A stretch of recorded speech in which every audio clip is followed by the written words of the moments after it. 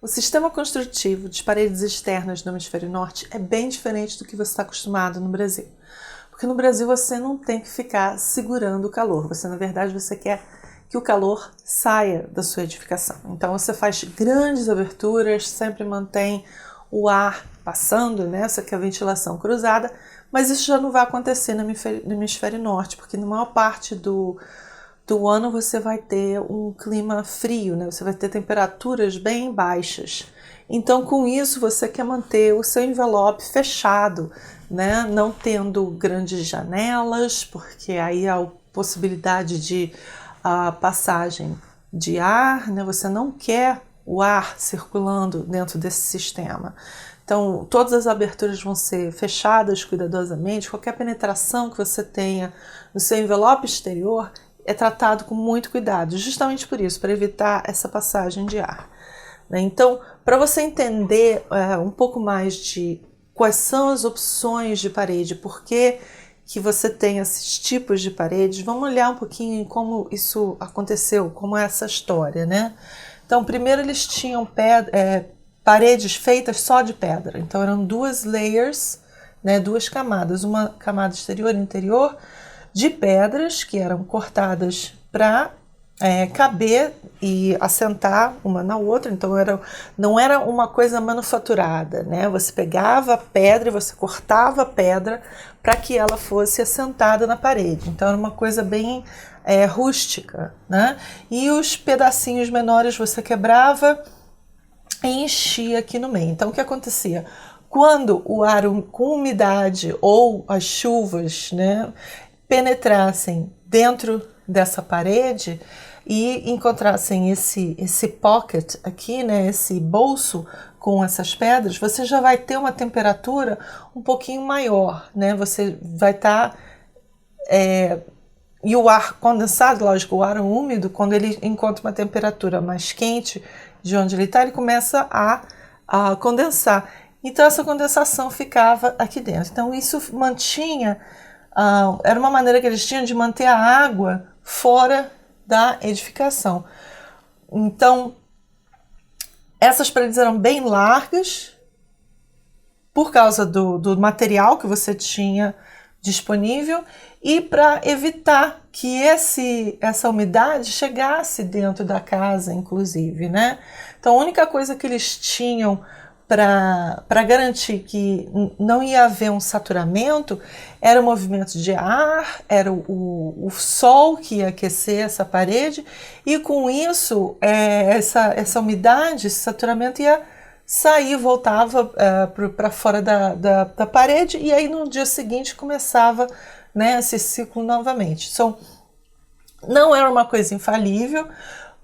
Se essa parede ficasse saturada, se você tivesse muita chuva, óbvio que você ia acabar tendo água dentro da casa, né? Em alguns casos eles não tinham um acabamento interno, né? Então, ou quando tinha, poderia ser estuco ou então madeira, e aí com essa umidade isso não é uma combinação muito boa, mas é o que eles tinham disponível. Então acontecia muito desse material aqui interno do interior, esse material acabava ficando com mold, acabava a madeira estufável. Então, quer dizer, você tem um monte de problemas que acontecem dentro desse sistema, né?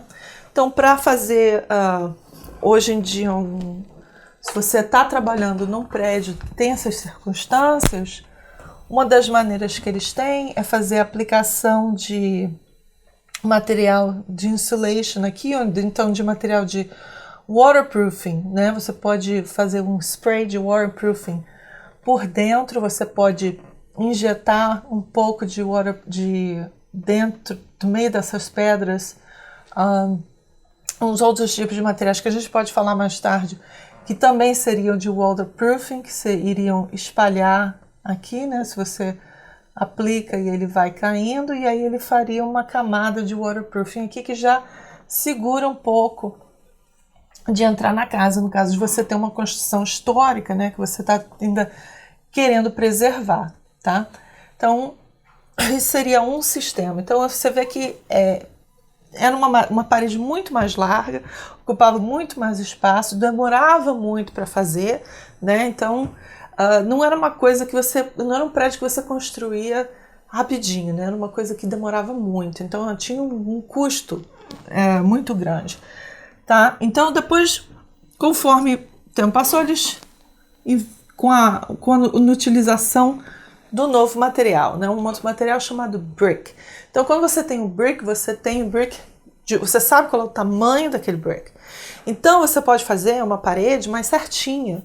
Você pode fazer uma parede bem menor do que a parede de stone, né? Então, isso já está te salvando tempo, já está te salvando também questão de área, né? Então, você vai ter mais espaço de uso para a sua construção, né? Então, mas quando começaram a usar o brick, eles não tinham o steel, o aço, né, para fazer a parte da estrutura. Então, como que você fazia para essa parede ser estruturalmente sólida, né? Porque ela está segurando o próprio peso, ela se autossustenta, né? Parede autoportante. Então, nessa parede aqui, a maneira que você vai ter para amarrar e fazer a sustentação dela é a maneira que você vai colocar os bricks, a posição que você vai colocar os bricks nas layers, né? Então, toda vez que você tem um brick na horizontal, são os brick courses, tá? Então, tudo que é na horizontal é brick course. Então, nesse caso aqui, esse course bricks tem um arranjo, né? A maneira que eles estão arrumados se chama Flemish Bond, tá? Então, no Flemish Bond, você tem o coin brick começando, depois você tem um de lado, que vai ser o queen closer. Então, esse brick aqui, você olhando de frente, tá? Vamos olhar nesse sentido. Você vai ter um retângulo, tá? E depois você vai ter um brick que é mais quadradinho, porque ele tá de lado, tá? Então esse aqui tá flat no chão e esse aqui já tá de lado. E aí o seu próximo brick você vai ter a posição dele é assim. Então por isso que quando você vai passando na rua aqui nos Estados Unidos, você vai reparar que em cada casa os bricks estão arrumados de uma maneira diferente, porque isso era uma questão do desejo do arquiteto, do desejo da pessoa que está fazendo design, porque eles faziam um arranjo para a fachada ficar bonita, né? E também para fazer a questão estrutural, aquela parede é autoportante. Então, toda vez que você vê as paredes que você tem os bricks que estão de ponta, você sabe, primeiro, que essa parede é dupla, né? Então, ele vai ter, porque esses dois aqui, eles estão de lado. E que essa parede é autoportante. Isso, com certeza. São duas coisas que você já viu de cara, só você olhar pelo exterior, tá? Então, não tem ties, não tem nada que amarra aqui, não tem peças de ferro, não tem peças de metal, não tem peças de aço, não tem nada amarrando. É só o brick que está se sustentando ali, tá? Então, a variação desse desenho que você vai ver na fachada vai ser dependendo do gosto do cliente, né? Ou então do gosto do bricklayer, né? Do labor que está colocando aquele tijolo. Então, você vai ter várias opções. Então, isso aqui tudo são tipos de bond. Então, você vai ter o stretcher bound, English bound, English garden bound, English cross bound, Flemish garden, monk, heather, success. So, cada um desses é um pattern, né, que você vai ver na fachada, tá? Então não precisa ser exatamente só desse jeito. A ideia é que você tem o brick rodando de diversas maneiras, diversas posições. Às vezes você tem uma seção inteira que é de ponta, e aí você vai ter outras seções inteiras que são outros courses, né, que vão ser assim de frente, né? Aí o seguinte vai ser tudo de ponta, né? Então isso você pode arrumar de tantas maneiras E aí eles começaram a dar nomes para essas maneiras que eles estavam arrumando.